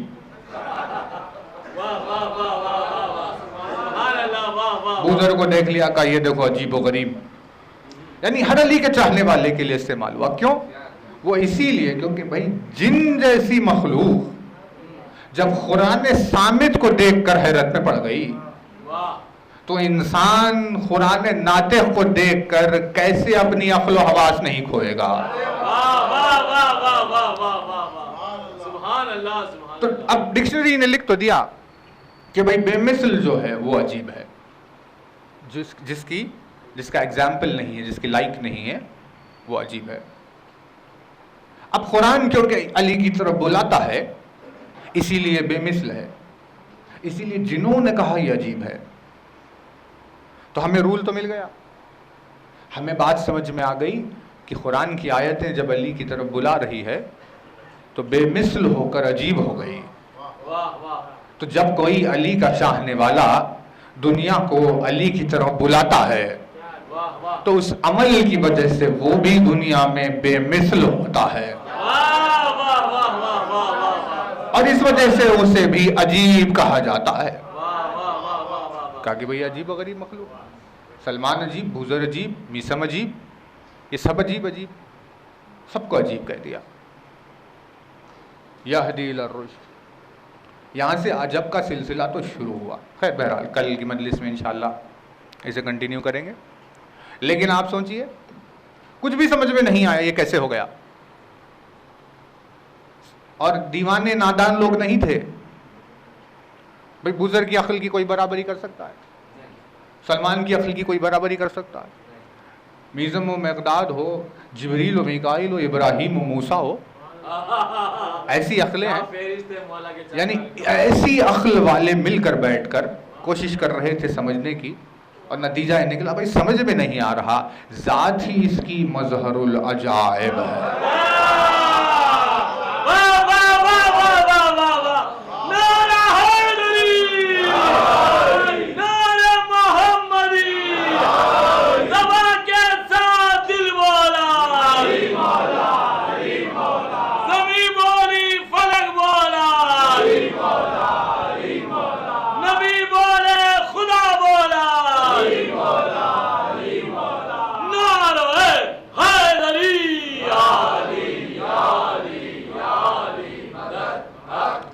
بس دیکھیے بات تمام ہو رہی ہے، یعنی جو نوجوان بھائی بیٹھے ہیں ان کے لیے اگر نصیحت ہو جائے کوئی، تو ایسی عقلیں مل کر کوشش کر رہی تھی سمجھ لیں کہ بھئی علی کی ذات آخر کیا ہے، تو انہیں سمجھ میں نہیں آیا، مشہور ہو گیا وجود علی مظہر العجائب ہے، ہمیں سمجھ میں نہیں آئے گا اس کا کوئی فعل، اگر اس کی خواہش ہو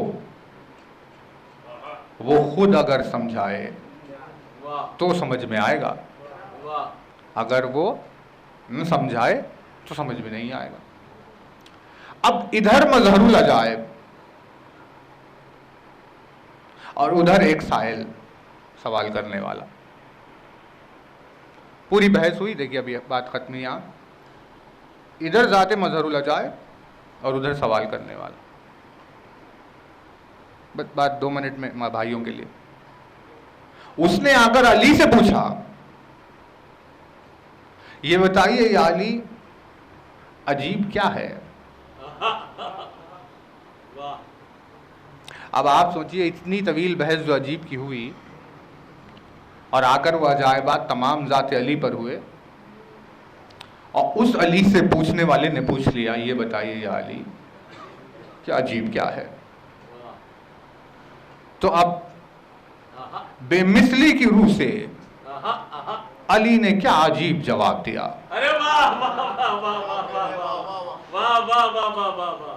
ایسا جواب دیا، اور سوال ختم نہیں ہوا، اس نے شدت رکھ دی، یہ بھی بتائیے کہ عجیب کیا ہے، اور یہ بھی بتائیے کہ اس عجیب سے عجیب کیا ہے۔ اتنا عجیب ہو گیا۔ تو اب جب تک ہمیں یہ عجب کی بحث سمجھ میں نہیں آئے گی تب تک یہ جواب سمجھ میں نہیں آئے گا کہ علی نے کیا کس چیز کو عجیب کہہ دیا اور کس چیز کو اس سے زیادہ عجیب کہہ دیا، اور پھر ہم کہاں رہ گئے۔ مولا نے جواب دیا دیکھو عجیب تو یہ دنیا ہے،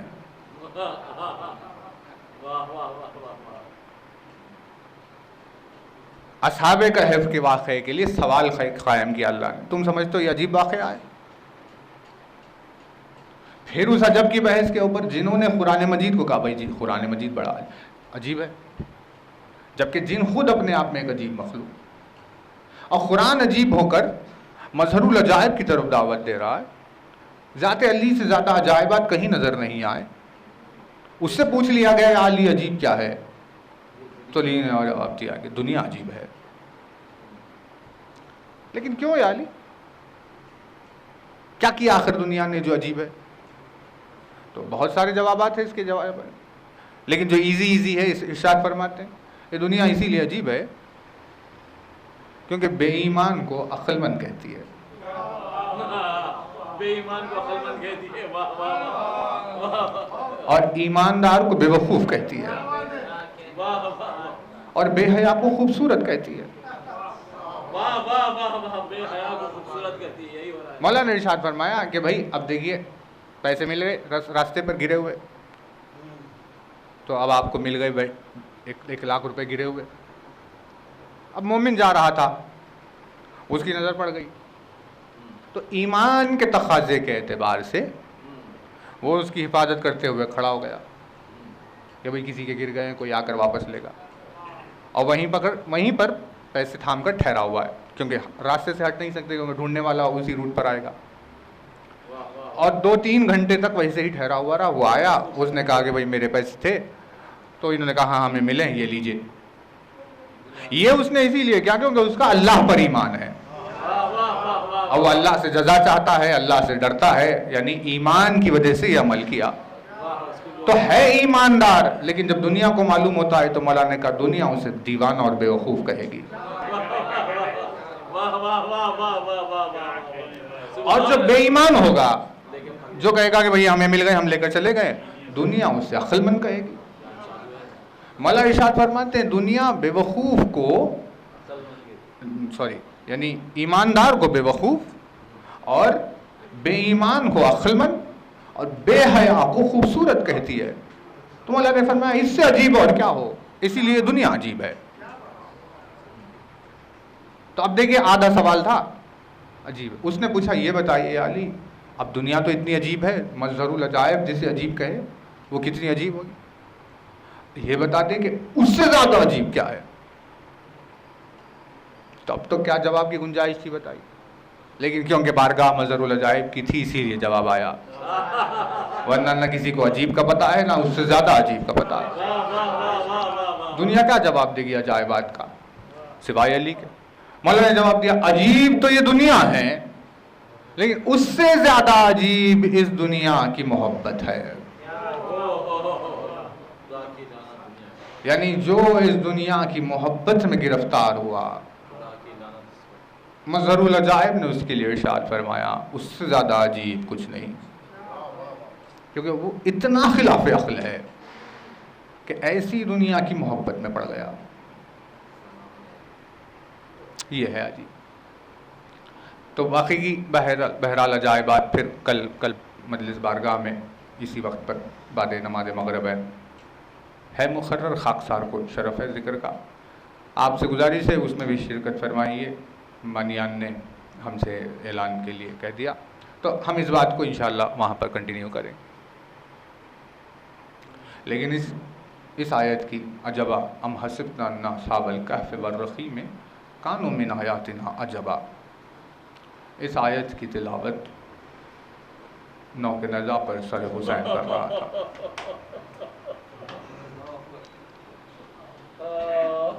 تو آپ کا حکم ہے شہزادی کے مصائب پڑھنے کے لیے, لیکن ہم اسی آیت سے بس گزرتے ہوئے وہاں پر منزل تک آ جائیں, کیونکہ اہل بیت کے دل میں جتنا غم اپنی بیٹیوں کو لے کر ہے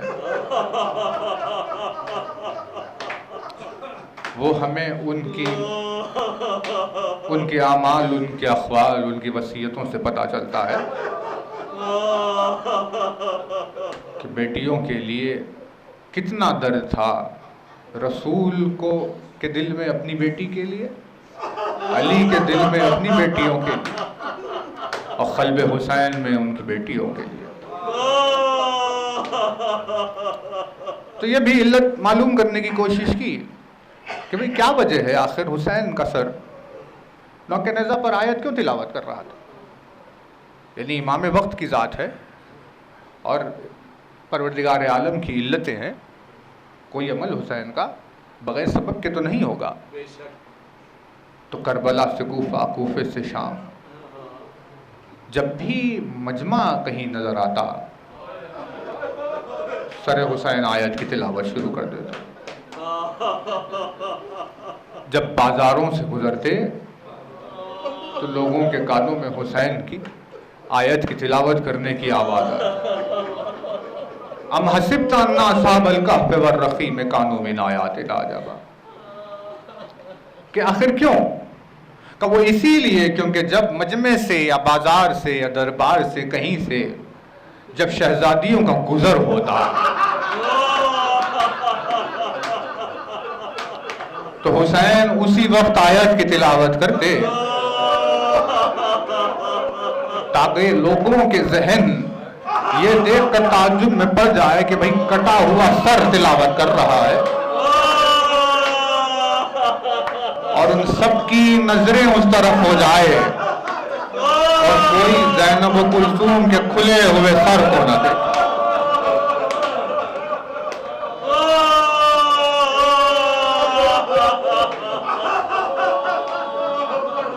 اللہ ہے قلب رسول قلب حسین کہ شہزادیوں کی عصمت کا کیسا کیسا خیال رکھا کہ نوک نیزہ تک تلاوت ہو رہی تھی. حالانکہ یہی مصائب ہم نے سوچے تھے, آپ نے حکم دیا تو شہزادی کے ایک جملے پر مجلس تمام کریں. جو شہزادی کونین نے دروازے کے گرنے کے بعد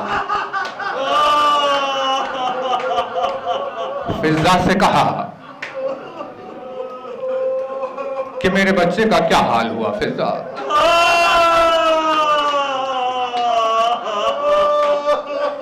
اور اس مصیبت میں سیدہ کی ذات انفرادی ذات ہے, اس جملے تک پہنچنے کے لیے کچھ منزلوں سے ہمیں گزرنا پڑے گا.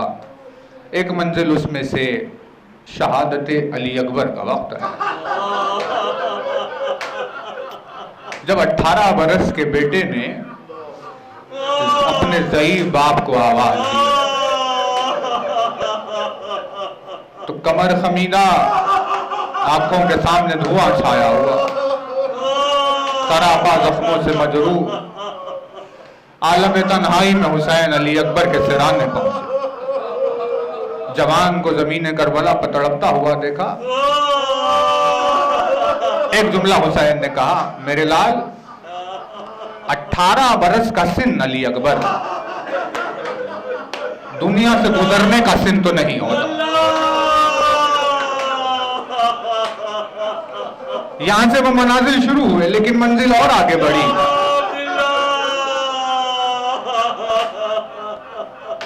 وہ منزل کون سی تھی؟ وہ منزل تھی جب حسین قاسم کی آواز پر میدان کربلا تک پہنچے اور جب لاشیں کو جمع کر رہے تھے تو کہا، میرے لال 13 برس کا سن قاسم، اس دنیا سے گزرنے کا تو نہیں ہوتا.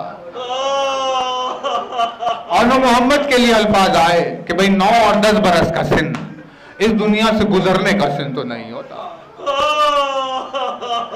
زندان شام میں جب حسین کے سینے پر سونے والی کو غریب برادر زندان کی تاریکیوں میں تدفین کر رہا تھا تو آنکھ سے آنسو بہ رہے تھے کہ سکینہ 3 اور 4 برس کا سن اس دنیا سے جانے کا سن تو نہیں ہوتا. غربت کی انتہا تھی حسین کے اوپر. جب علی اصغر کے گلے کو دیکھ رہے تھے، سے شعبہ تیر سے علی اصغر کا گلا چھدا ہوا تھا. 6 مہینے کو بچے کو دیکھ کر حسین کہہ رہے تھے، میرے لال 6 مہینے کا سن اس دنیا سے جانے کا سن تو نہیں ہوتا. ان تمام منزلوں سے گزرنے کے بعد ہمیں سمجھ میں آئے گا کہ سیدہ کے دل میں کتنا درد تھا جب جلتا ہوا دروازہ گرا اور رحم مادر میں محسن کی شہادت ہو گئی تو ایک مرتبہ آواز دی، فضا جلدی میری خبر لے. جب فضا دوڑتی ہوئی آئی تو سیدہ نے کہا، فضا ابھی میرا بیٹا اس دنیا میں آیا بھی نہیں تھا اور دنیا میں آنے سے پہلے میرے لال کو ظالموں نے شہید کر دیا. پتلیاں ٹوٹ گئی، علی کی اولاد شہید.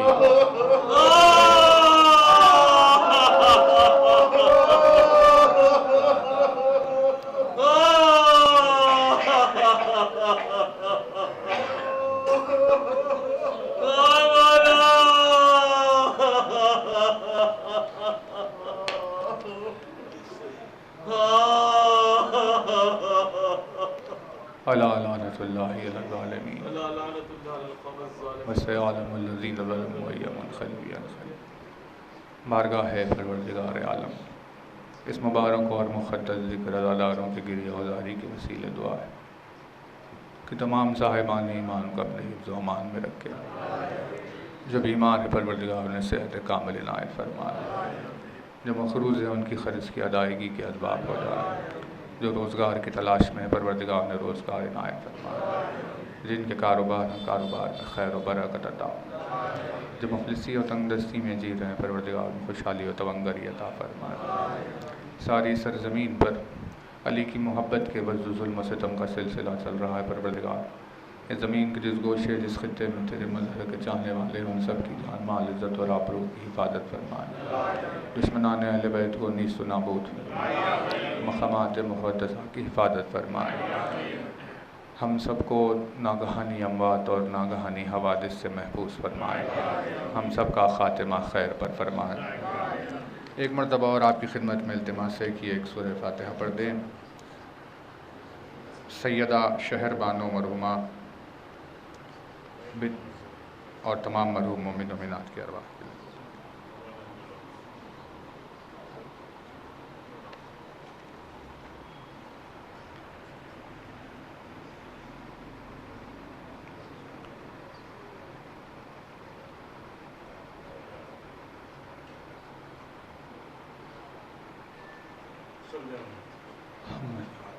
تاجیر ہو ظہور ولی عصر، ہمیں مولا کے ناصروں میں شمار فرمائے، بلند ترین صلوات پڑھیے۔ السلام علیکم یا ابا عبداللہ، السلام علیکم ابن رسول اللہ، السلام علیکم یا سار الشہداء کربلا، خصوصاً سیدی مولا یا ابا الفضل عباس ابن امیر المومنین، لعن اللہ امتا قتلتک ولعن اللہ امتا ظلمتک ولعن اللہ امتا سمعت بذلك فرضیت بک۔ السلام علیکم یا ساداتی و ممانیہ جمیعا ورحمۃ اللہ وبرکاتہ۔ السلام علیکم یا غریب الغرباء، السلام علیکم یا معین الضعفاء والفقراء، السلطان ابن حسن یا علی ابن موسیٰ الرضا، السلام علیکم ورحمۃ اللہ وبرکاتہ۔ السلام علیکم یا مولا یا صاحب العصر والزمان، السلام علیکم یا خلیفۃ الرحمن، السلام علیکم یا امام انس والجان، عجل اللہ تعالی فرجک وسهل اللہ مخرجک وظهورک وجعلنا من انصارک وعوانک وشیعتک ومحبیک۔ السلام علیکم ورحمۃ اللہ وبرکاتہ۔ میرے بیت اطہار کے تمام دنوں میں لعنات، بے شمار ولایت امیر المومنین کے دشمنوں پہ لعنات، زاداری کے دشمنوں پہ لعنات۔